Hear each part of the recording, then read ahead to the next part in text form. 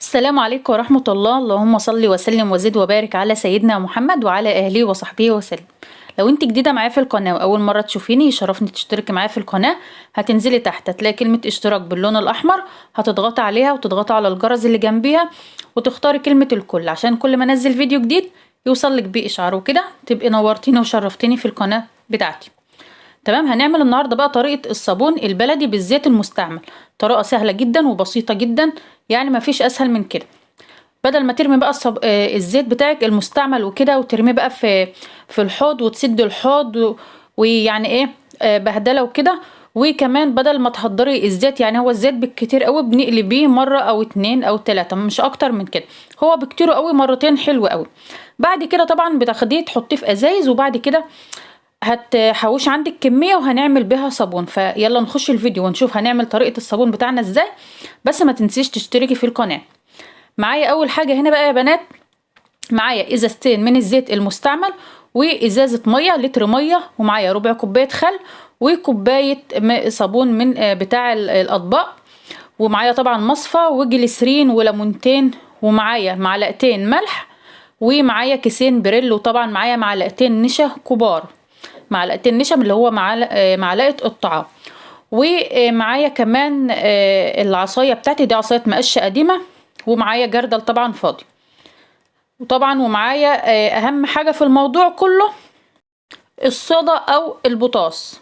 تمام. طبعا هي مادة كاوية، فخلي بالكوا جدا وانتوا بتعمليها. يعني ممكن تلبسي جوانتي في ايدك او تلبسي كيسة بلاستيك في ايدك. تمام. نزلت اول حاجة هنا في الجردل بتاعي بلتر المية. فالبوتاص ده شكله اهو بيبقى فيه ناعم قوي وفيه خشن. تجيبي اللي هو الخشن يعني مفعوله اقوى من اللي هو الناعم. فحطيت لتر المية في الجردل، وبعدين نزلت بالبوتاص وببتدي ان انا اقلب كويس جدا. وانت بتقلبي بقى في المرحلة دي يعني خليه وشك بعيد، لان شايفين لو تلاحظوا ان هو ابتدى انه يطلع بخار او الغازات بتاعته. تمام. فهتلاقيه سخن معاكي كده، فممكن ايدك تتلسع تنطر على ايدك او حاجة، فيستحسن ان انت تلبسي جوانتي. وكمان تبعدي بقى مناخيرك لو عندك مشكلة في الجيوب الأنفية، لو عينك بتوجعك يعني ابعدي وشك كده. معاكي فوطة مثلا او اي حاجة حطها كده اكتمي مناخيرك او عينيكي وكده. انا في المرحلة دي يعني بصراحة كنت مغمية عينيا وكمان كاتمة مناخيري وقعدت اقلب. هو طبعا بياخد وقت شوية، بس انا مسرعه لكم الفيديو. تمام. واقعدي كمان في حته تكون يعني فيها هواء. انا قاعده هنا ورا باب البلكونه على طول، عشان البخار بتاعي كان بيخرج من الباب. ما ينفعش تعمليه في المطبخ او تعمليه في الشقه، وكمان ما ينفعش يكون جنبك اطفال، يعني ولادك يكونوا بعيد كده في مكان بعيد عنك. انا طبعا كنت مسرباهم بره البيت خالص. تمام. فجبت هنا مصفى، دي المصفى اللي هي بتاع اليانسون عادي، بعد كده بغسلها واستعملها عادي. فزيادة تأكيد ان انا جبت المصفى كده وبصفي بيها الزيت بتاعي. طبعا بقى من بواقي اللي انتوا كنت بتحمري فيه او كده، فلازم تصفيه كويس جدا. الازازة دي يعني مفيش فيها رواسب كتير، لان دي تاني مرة اصفيه، فكنت بهز بها بس كده. تمام. فببتدي ان انا اصفي كده كويس جدا، يعني اصفيه اكتر من مرة. ده انا صفيته قبل كده، ودي تاني مرة ان انا اصفيه. ببتدي بقى ان انا اقلب كده البوتاص مع الزيت. وطبعا يعني اهم حاجة في الموضوع بتاع الصابون ده اللي هو التقليب. التقليب ثم التقليب ثم التقليب. التقليب اهم حاجة في الموضوع. هحط كده معلقتين النشا، دي معلقتين نشا كبار. تمام. فهبتدي اقلب كده النشا. هتلاقوا النشا عمل تكتلات كده في الصابون بتاعك، فعادي مع التقليب يعني بيفك وكده. هبتدي بقى انزل بالمكونات واحده واحده. نزلت تاني حاجه بمعلقتين ملح. ده ملح طعام عادي، اللي هو ملح من بتاع الاكل، ما هوش ملح ليمون ولا اي حاجه. تمام. ونزلت كده برضو نص كوبايه الخل، خل ابيض برضو من بتاع الطعام، وكمان كوبايه بريل من بتاع الاطباق. هنزل بقى وعليكي وعلى التقليب. ممكن حد يحط لك المكونات ويكون حد تاني بيقلب وانت بتقلبي. يعني ممكن حد يعمله معاكي، حد يحط لك المكونات وانت تقلبي. لان اهم حاجه في الموضوع التقليب، يعني ايدك دي ما تقفش من التقليب. يعني تقعدي بتاعي يجي نص ساعه، ساعه الا ربع كده بتقلبي فيه. يعني كل ما بتقلبيه كويس جدا كل ما هيديكي نتيجه احسن، وكمان كل ما هيديكي نتيجه حلوه جدا. عشان كمان بعد ما تعمليه الزيت ما يفصلش عن الصابون. تمام. هنزل بقى بعلبة الجليسرين كلها. طبعا انا حاطه جليسرين وحاطه نشا وحاطه ليمون، يعني مخلياه تمام التمام. يعني ممكن انت تحطي نشا بس او جليسرين بس او ليمون بس، لكن انا هنا بقى عشان ايدي بقى وحساسيه كده يعني بعد الشر عنكم، فيعني عامله احتياطاتي من كله، حاطه جليسرين ونشا وليمون، ما بخلتش عليه بحاجه يعني. ومعايا كمان كيسين برسيل جل. هنزل بقى واحده واحده كده بالاكياس بتاعتي زي ما انتم شايفين. البرسيل الجل بقى مع مسحوق الاطباق اللي هو البريل بتاع الاطباق، فهيديك رغوه حلوه وكمان هيديك ريحه كويسه. ده برسيل جل برضو ريحته حلوه، فعشان يكتر كده من الرغوه وكمان عشان يديكي ريحه تمام يعني. هنزل كده. المفروض بقى في المرحله دي انا ما اقفش، يعني المفروض حد كان يحط لي وانا اقعد اقلب، بس عشان انا لوحدي وكده فبحط كده وبقلب. انا دي كانت حاجه كانت يعني نقطه جت على ايدي كده فحرقتني، فحطيت عليها برسيل جل كده زي ما انتم شايفين. تمام. وبعد كده برضو هعصر الليمون بتاعي على الصابون. هنا انا هعصر في الطبق عشان ما اوقعش بذر او اوقع تفل من بتاع الليمون وكده، فهعصر في الطبق وبعد كده هصفيه في المصفى. فالاهم حاجه في الموضوع ان انتي تقلبي. هنا هعصر الليمون اهو، هعصر طبعا انا معايا ليمونتين، فهعصر الليمونتين كلهم وهحطهم في المصفى ان انا اصفيهم عشان التفل بتاع الليمون بقى وكده. يلا لو انت وصلت للمرحله دي ولسه ما اشتركتيش في القناه اشتركي في القناه وفعلي الجرس وما تنسينيش باللايك بالله عليك. تمام. هنا هصفي بقى البذر والكلام ده كله واعصر الليمون بتاعي.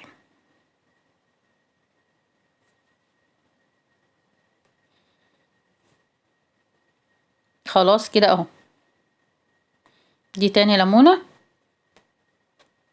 طبعا ممكن لو انت عندك ليمون ممكن تسلقيه وتهريه كويس جدا جدا، وبعد كده تاخدي الميه بتاعته او تاخدي الليمون اللي انت سلقتيه وتضربيه في الخلاط وتحطيه على الخلطه بتاعتك. دي برضو بتدي نتيجه ممتازه، بتنضف معاكي وبتديكي ريحه حلوه، وكمان برضو بيحافظ على الايد وكده عشان الصودا يعني والكلام ده كله. هنا بقى صفيت الليمون خلاص اهو. هبتدي بقى ان انا اقلب بقى الكلام ده كله كويس جدا. اهم حاجه بقى في المرحله دي التقليب. طبعا انا مسرعه لكم الفيديو وكمان كنت يعني وقفت الكاميرا وقعدت اقلب انا كده مع نفسي. فاهم حاجه في الموضوع التقليب ثم التقليب ثم التقليب.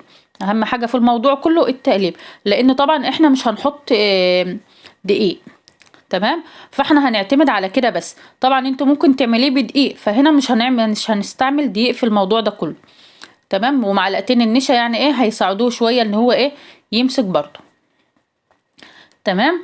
فهنا بقى هنقعد نقلب كويس جدا يعني اي حد بقى معاكي في البيت يقلب. انا هنا خد يمين وخد شمال، احط ايدي هنا شويه وايدي هنا شويه، لان طبعا الموضوع مرهق جدا ومتعب جدا، يعني ايدك بتخدل كده من كتر التقليب وبتوجعي.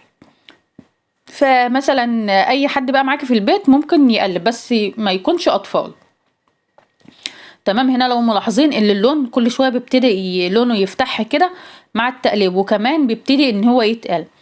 هنا طبعا بقى كنت شلت الحاجات اللي جنبي وجبت مثلا الحاجه اللي انا هحط فيها. انا هنا جبت كرتونه، بس يستحسن في الموضوع يعني الكرتونه، يعني هي عذبتني شويه بس يعني المتوفر عندي. ممكن تجيبي صاجه عندك، لو عندك صاجه قديمه كده ما بتستعمليهاش ممكن تجيبي صاجه، او ممكن تجيبي درج من بتاع الكومودينو تحط برضو فيه كيسه كده كويسه جدا وتحط فيه، وبرضو الصاج تحط فيه كيسه عشان الصودا ما تاكلش الصاج وكده وتبهدل.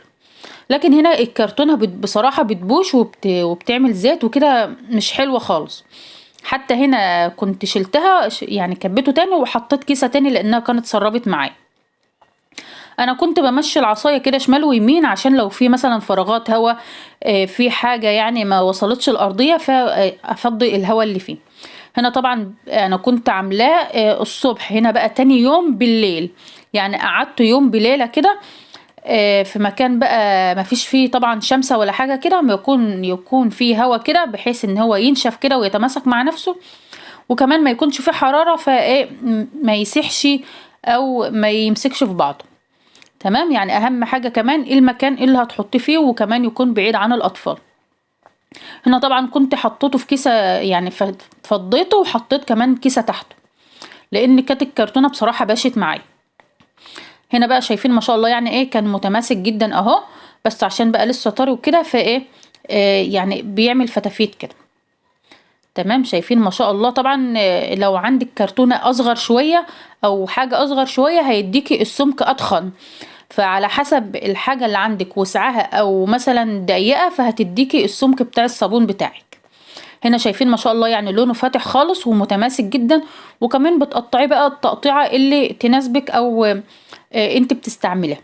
طبعا انا هنا عندي كرتونة تانية فهفضي فيها كده واوقفه كده فوق بعض، بحيث بقى ايه ان احطه في مكان يتهوى كده وينشف، والصودا بقى اللي فيه تطير بقى والكلام ده كله.